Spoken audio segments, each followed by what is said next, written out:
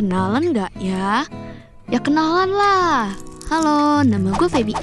Gue mau ceritain pengalaman yang serem banget dan gak akan pernah gue lupain sampai kapanpun. Titik, no debat deh pokoknya. Hehehe. Kejadian ini terjadi di tahun 2020. Kebetulan waktu itu lagi hari libur kenaikan kelas.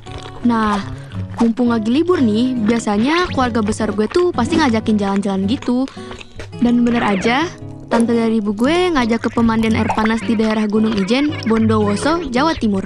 Awalnya sih semua pada nggak setuju nih. Terus setelah musyawarah berjam-jam di WhatsApp, akhirnya semua anggota keluarga besar gue pun setuju. Lalu kita semua sepakat berangkat besok lusa. Nah, 1 hari sebelum berangkat, kita mutusin buat nyewa elf untuk pergi ke tempat liburan kita. Ini elf kendaraan ya guys, bukan elf negeri dongeng, hehe. Setelah berhasil mencari elf yang harga sewanya lumayan murah meriah terkecer-kecer, kita pun langsung patungan buat bayar uang elf dan setuju kalau yang nyetir itu nantinya bapak gue tercinta. Ya pokoknya semuanya berjalan dengan lancar lah di awal. Keesokan harinya pemilik elf nganterin elfnya ke rumah gue. Pas gue lihat nih elfnya agak mengkhawatirkan sih ya, karena ternyata nih elf udah tua. Pantes aja harganya murah banget. Pas lagi mau manasin elfnya juga ternyata udah susah banget ngidupinnya. Ya maklum lah, namanya juga elf tua. Setelah nyala, bapak gue ngecek tuh semua bagian mesin elfnya. Ternyata bener aja, klaksonnya tuh nggak bisa bunyi. Apalagi, om, telolet om, mana bisa? Nah, dari sini udah mulai kayak ada tanda-tanda nih. Perasaan gue dan bapak gue mulai nggak enak gitu. Bener-bener khawatir, tapi ya gimana, udah terlanjur disewa. Setelah sampai di titik kumpul, naiklah kita semua ke dalam elf.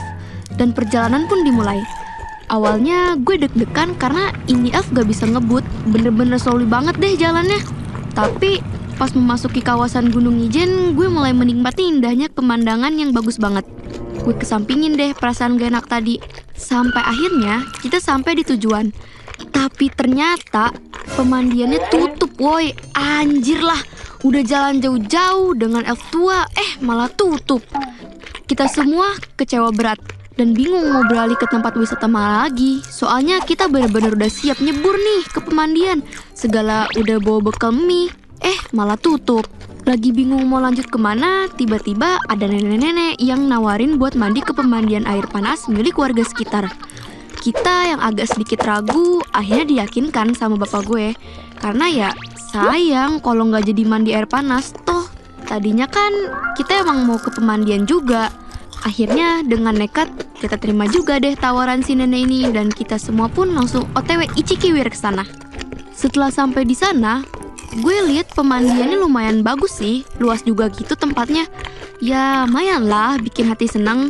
Kita pun langsung mandi di sana. Gue dan saudara-saudara gue yang lain langsung banget tuh nyebur. Airnya enak banget. Anget-anget gitu, gak begitu panas dibanding pemandian yang lain.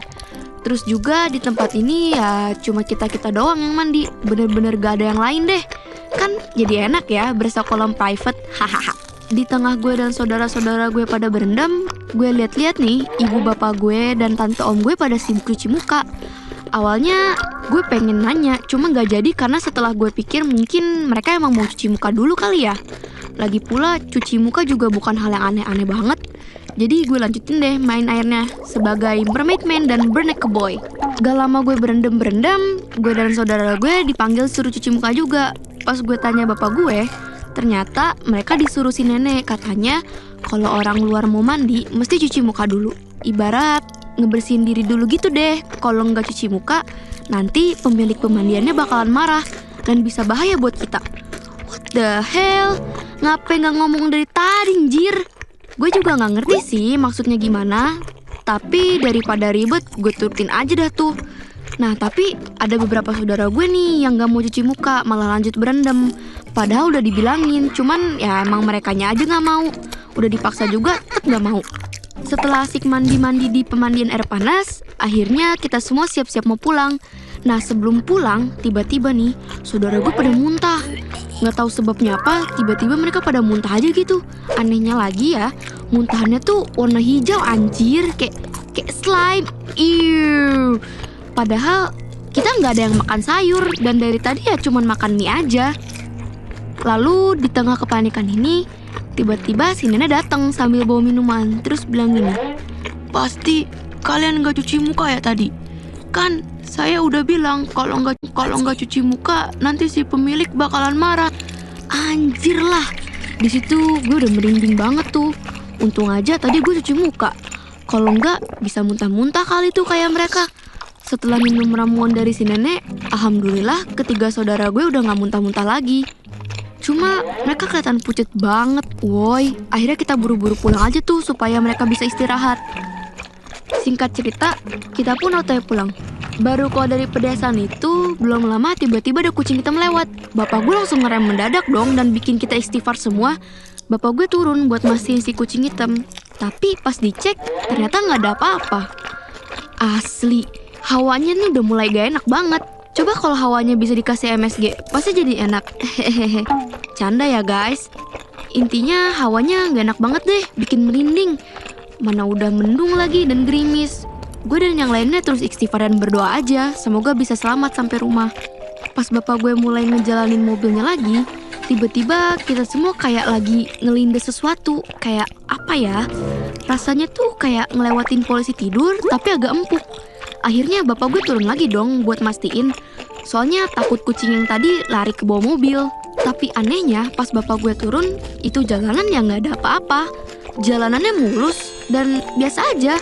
Singkat cerita, bapak gue nyoba ngebut dengan F2 ini. Tapi naasnya, pas ada tikungan dan turunan, remnya blong dong. Iya anjir, remnya blong.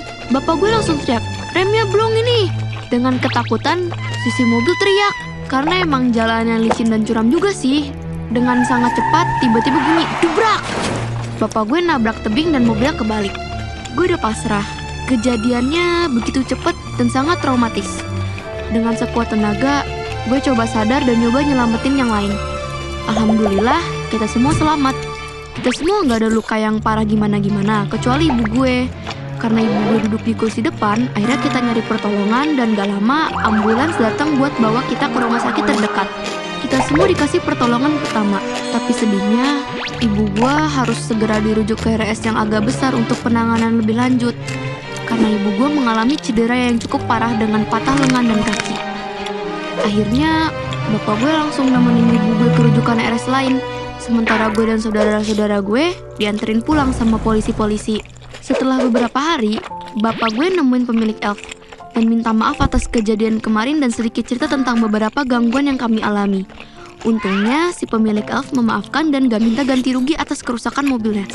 Pemilik mobilnya juga sempat cerita kalau elf ini punya cerita kelam.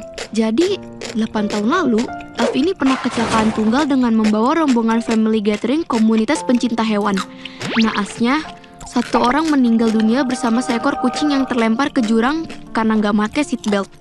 Alhamdulillahnya, yang lain selamat. Sejak kejadian itu, mobil ini udah nggak pernah ada tuh yang mau nyewa.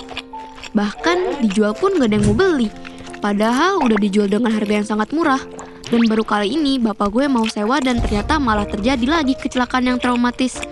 Untung kami semua selamat. Dari sini gue sadar, pentingnya nyari info dulu, minimal nanya kelayakan mobil deh. Pernah ini itu gak atau gimana-gimana. Dan yang paling utama, kalau kita berkunjung ke tempat baru yang asing, please banget deh buat ikutin aturan yang ada. So, sekian cerita dari gue. Salam, gue punya cerita.